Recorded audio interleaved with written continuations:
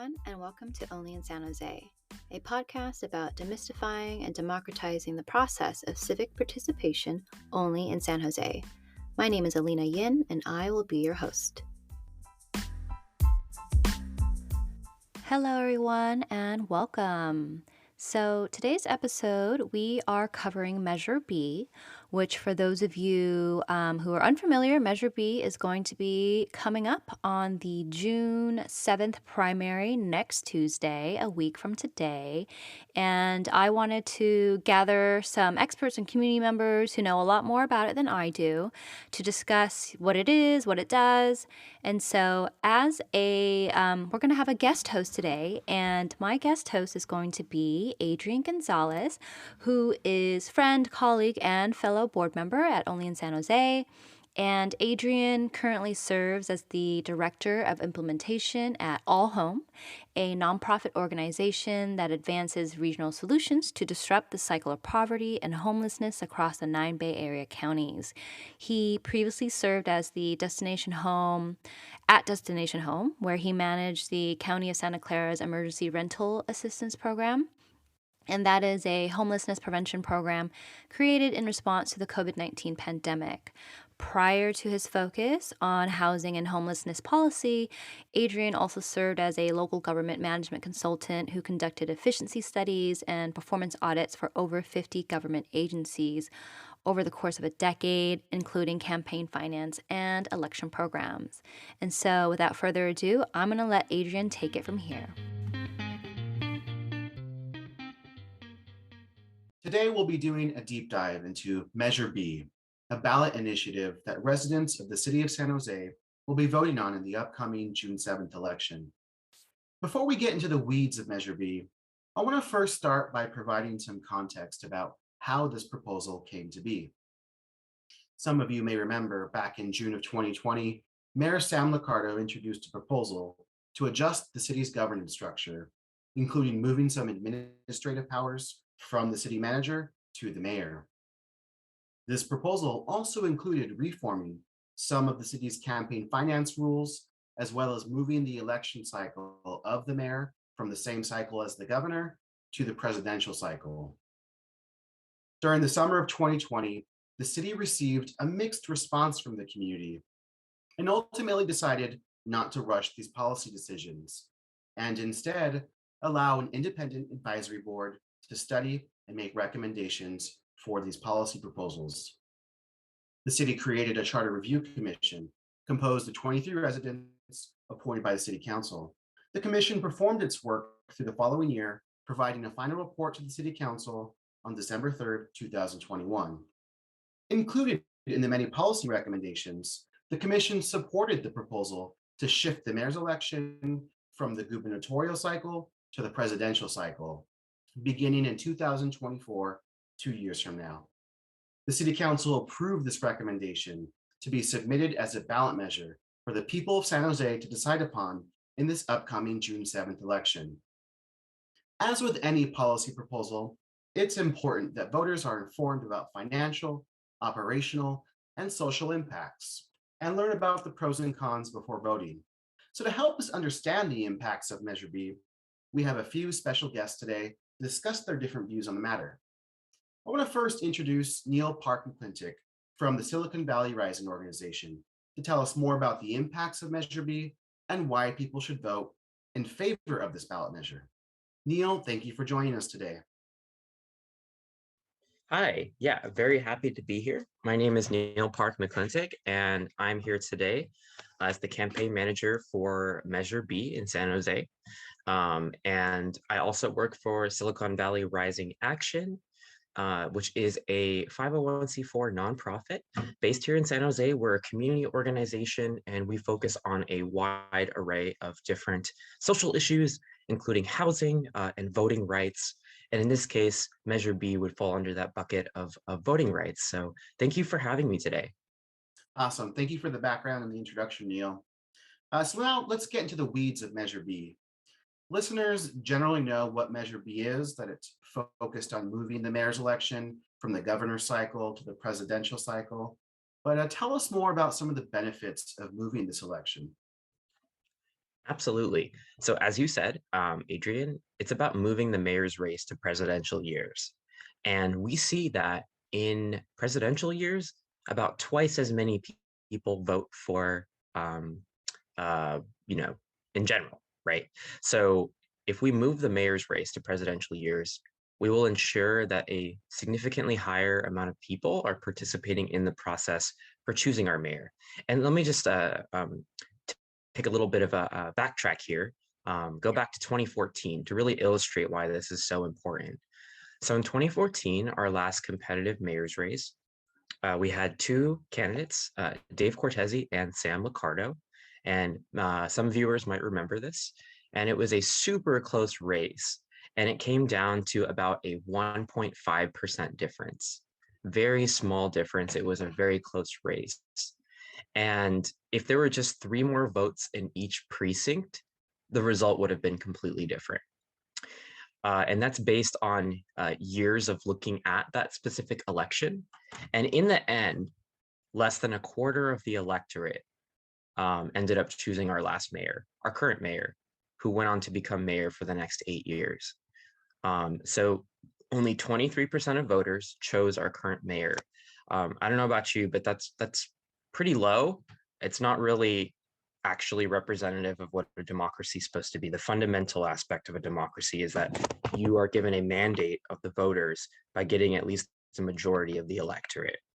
So when you're getting 23%, that's not a mandate of really anything. And we also saw in that race, you could almost perfectly map who was voting based on the income that they had. And so in midterm elections, disproportionately, people of higher income who are, sort of more educated in the traditional sense, went to college, got their graduate degree, et cetera. Those are the people who are more likely to vote in midterm elections. And so it is likely to produce results that are not necessarily beneficial to all of us. And we have a chance to change that right now. So the Independent Charter Review Commission, which is this body that met for over a year, I believe, and it's independent, nonpartisan, and they determined that the best elections reform was to actually move forward with what is now Measure B, to move when we vote for the mayor. And the projection was that it could increase voter turnout for our mayor by as much as 30%. And once you get into the nitty gritty of specific communities and how it could impact them, it starts to become a lot more stark. And so, like I said, in midterm elections, you get a much more monolithic electorate, higher income, more likely to be white. And if we were to change that, you would see some serious differences, especially among immigrant communities. Like, for example, if we look at Korean American voters, a very small percentage of the electorate, but nonetheless an important part of our community, about 71% more Korean Americans casted ballots in general elections compared to off years in the past several elections. In some of these extreme cases, jumping from a mid-year to a presidential year, you saw an increase of 150% more Korean Americans voting. For Vietnamese voters, on average, about 35% more Vietnamese Americans casted ballots in general elections compared to off years. And for Latino voters, which is a huge portion of San Jose, as we all know, it was about 87% more on average voted in presidential years compared to midterm years. So, these are not small differences. And so it really is upon us, if we really do care about voting rights, as we see the rest of the country moving backward on making democracy more accessible, that right here at home, there's a small but significant common sense reform that we can do. And so that's really what Measure B is about. And it's not a brand new idea. You have cities across California and across the country that do practice this or that have made this shift.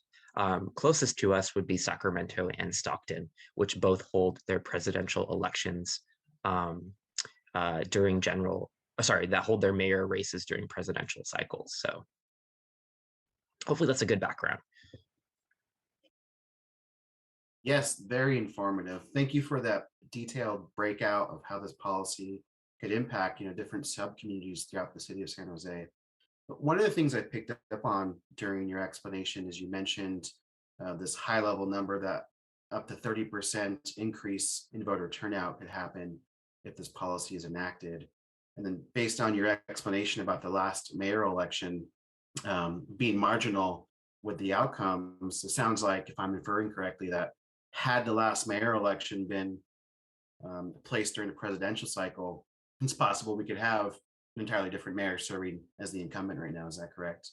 Yeah, I think that's fair to say. A pretty good case study to look at, this isn't mayor, but our current assembly member, Clara, most people didn't think he was going to win. In the primary, he was pretty far away from Madison win. But Clara ended up becoming our assembly member. And if you talk to him, he's pretty transparent that he thinks that the reason he won is because his city council race was during a presidential cycle. And so turnout definitely makes a significant difference. And it's worth thinking about over the past 8 years, if we had a different mayor, what might have been different. And I'll leave that question up to viewers. But I would like to think that, we had two candidates that were fairly different, would have produced very different outcomes as well. Thanks for that explanation. One of the follow-up questions I had that you started to hint at, I was going to ask if there have been successful models in other jurisdictions, other cities throughout California. You mentioned like Sacramento. So is there information out there to indicate how cities have increased their voter turnout by shifting their mayoral or city council elections to a presidential cycle? Yes, that information does exist. So according to PPIC, which is the Public Policy Institute of California, in cities like San Diego or Riverside, two other cities where their mayoral races coincide with presidential elections, voter turnout is more than double of that of cities where mayoral elections occur off-cycle. So the data is out there, and we've seen cities do this. And it'll be really interesting to see, actually, because, while I've named several examples of fairly prominent cities across California, we would actually be the first in the Bay Area. And I personally think that's really exciting because often when people think of the Bay Area, they don't think of San Jose, right? They think of Oakland and San Francisco and the East Bay, but not really the South Bay too much. And so we're the 10th largest city in America. And so I think we have a real opportunity here to kind of lead the way on something that makes a lot of sense. And as opposed to waiting for the rest of the Bay Area to do something, and then they make the headlines, we have an opportunity to do that, which I think all of us as voters should take advantage of when we're voting this June. That's great. And we've talked about here, some of the benefits that could happen from this proposal.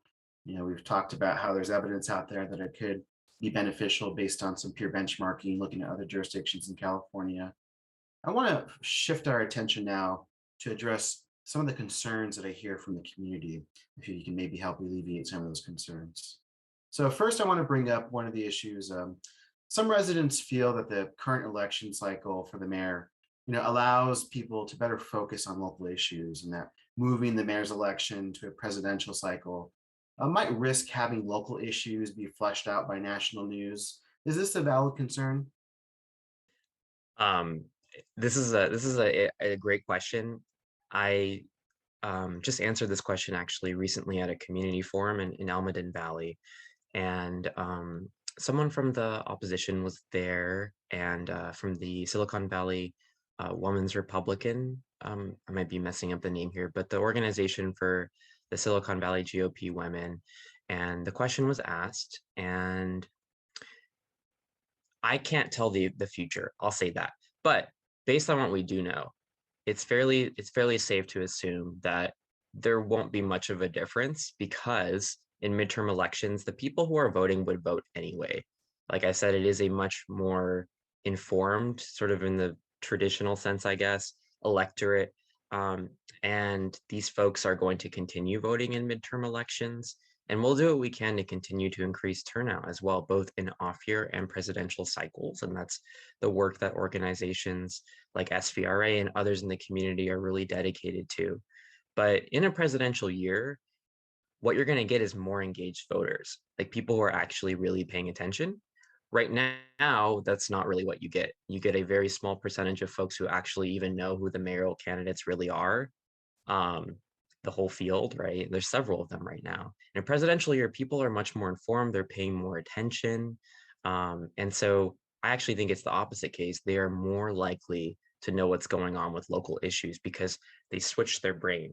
Um, they flip that switch. Some of us have the privilege of like paying attention and monitoring this stuff really closely. Like myself, it's my job, but I recognize that there are tons of working class families in San Jose that they don't have the time, right? It is a significant commitment to follow all these different local issues, especially if you've never been primed or like no one's ever walked you through it, especially many of our immigrant communities. So I think the ability to really center politics during presidential years brings an opportunity for us to better connect local issues to what's going on naturally.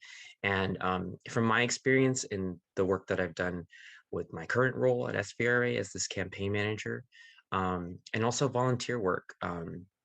I run like a small nonprofit focused on housing stuff in Cupertino. I've noticed that people tend to vote much more kind of liberally or progressive on national races than they do at the local level.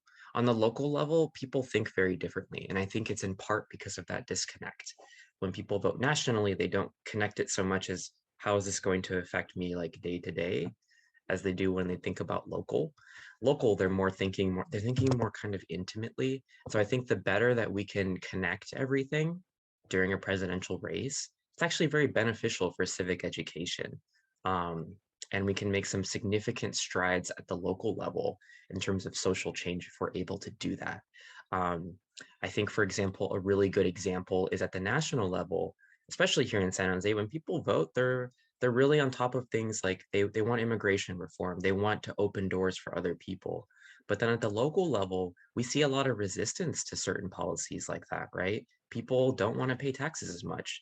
They don't necessarily want to see certain kinds of affordable housing near where they live, right? When you get local, people start to get a little bit more selfish sometimes.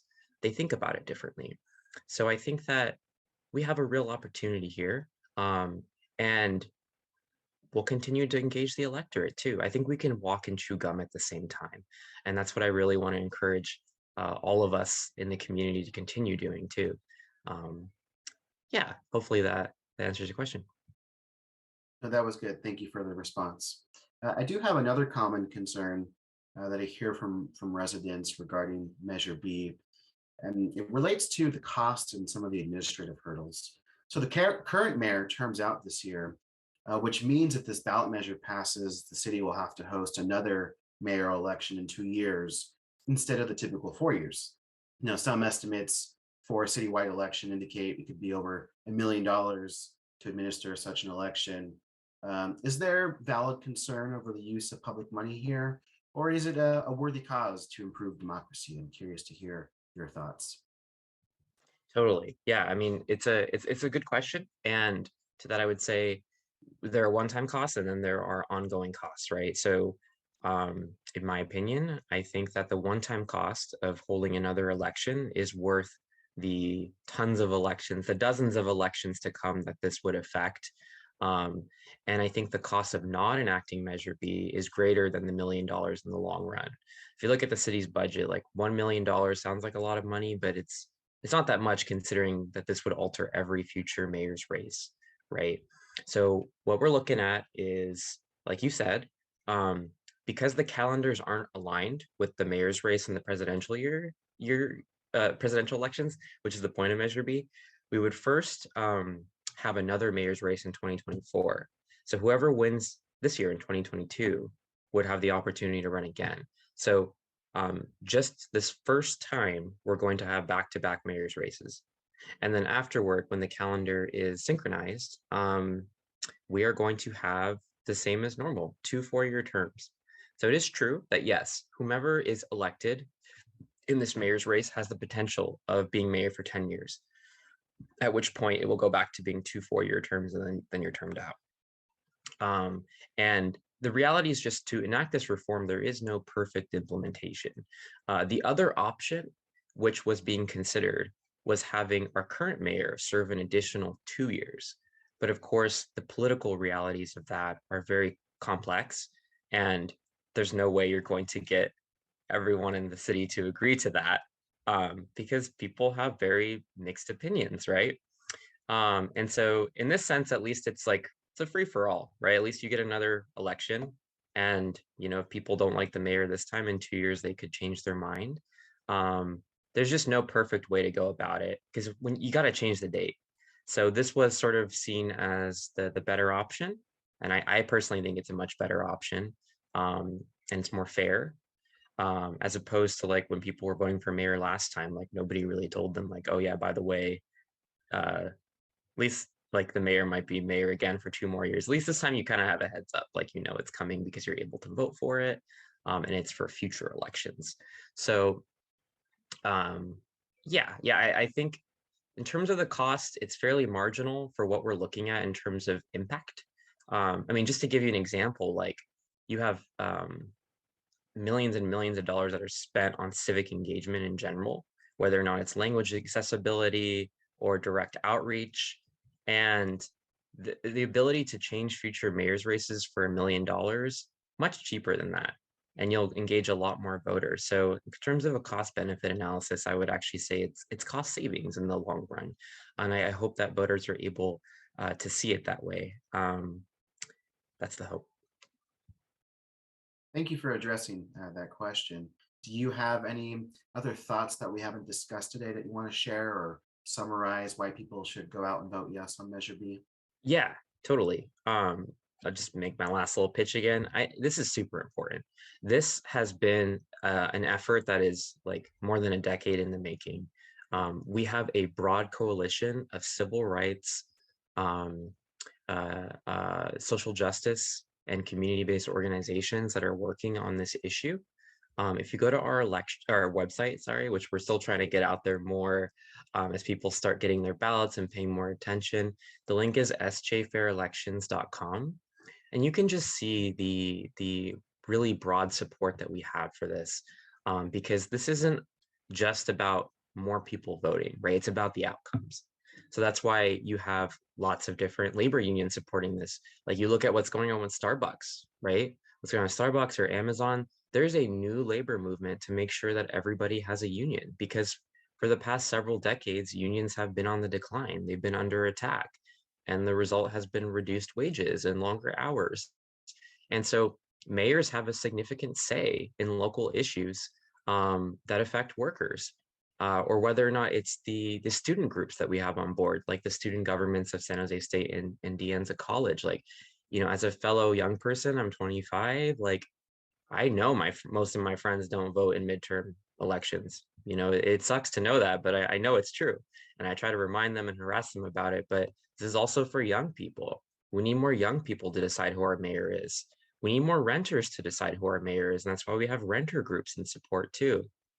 And we have groups from the Asian American community, a community that historically has not been able to participate as much in the process of voting, such as like Lead Filipino and the Asian Law Alliance, who also helped us put together an incredible rally with Asian American leaders yesterday.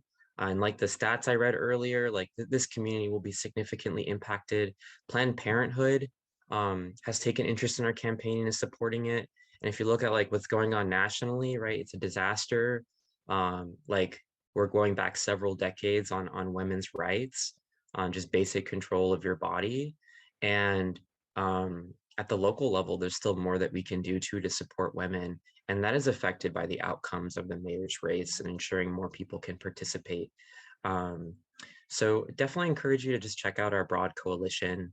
And really, when we're approaching this campaign, we want it to be thought about that way as well. It's not just increasing a number, like it's more than that. It's about what are the outcomes and what is the future of San Jose that we're all coming together to create. Because if we're not all coming together to create it, across a broad spectrum of backgrounds and zip codes, then we're not doing it right.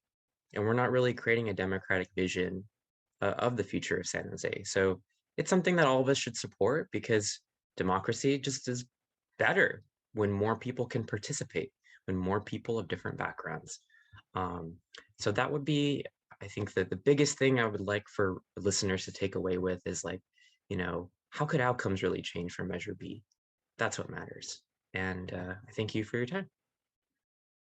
Thank you so much, Neil, for joining us today and representing Silicon Valley Rising and the Yes on Measure B campaign. Now, at this time, we had originally planned to discuss opposing views on Measure B. However, we had difficulty securing an interview from community leaders who oppose the measure. As you may be aware, every registered voter was mailed a county voter information guide that includes detailed information about every candidate and ballot measure in the upcoming election. We looked at the official argument against Measure B statement included in the voter guide and identified 4 individuals who signed onto the opposition letter. Only in San Jose reached out to 3 of the 4 signatories, but they were either non responsive or responded too late to meet our publication deadline. So, in lieu of an interview, in the spirit of wanting to offer a counterbalance of information as a nonpartisan organization, we will summarize the main points in the argument against Measure B statement for voters to consider.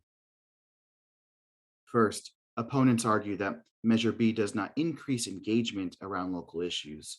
And if anything, that local issues, which are typically elevated during a mayoral election, will run the risk of being overshadowed by divisive national politics during a presidential cycle. Instead, opponents argue that the city should work to increase voter engagement and civic participation. And second, opponents argue that Measure B will give special interests greater influence over our mayoral election should it be shifted to the presidential cycle.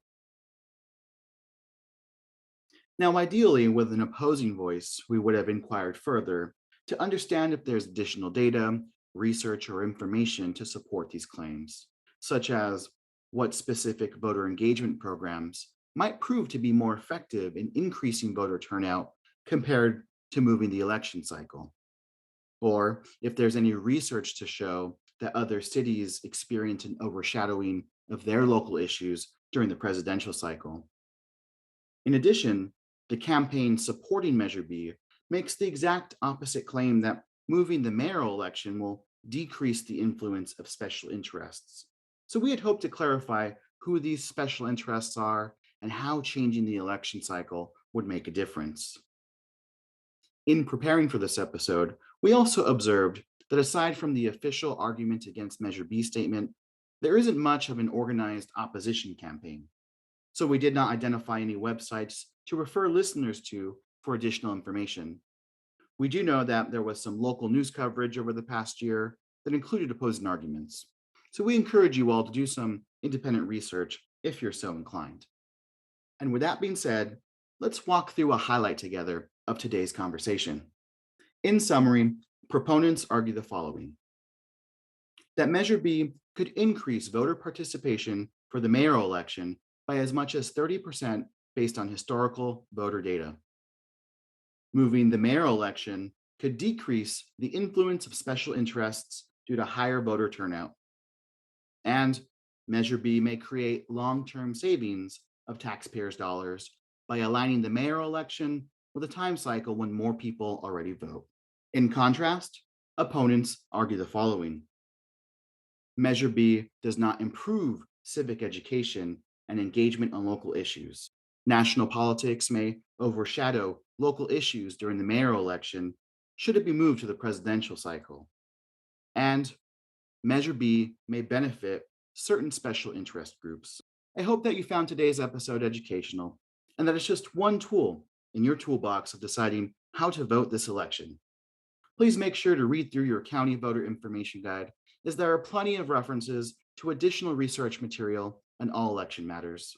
Thank you to Alina Yin and Only in San Jose for allowing me to guest host today. It's been a pleasure. Until next time, listeners, be well.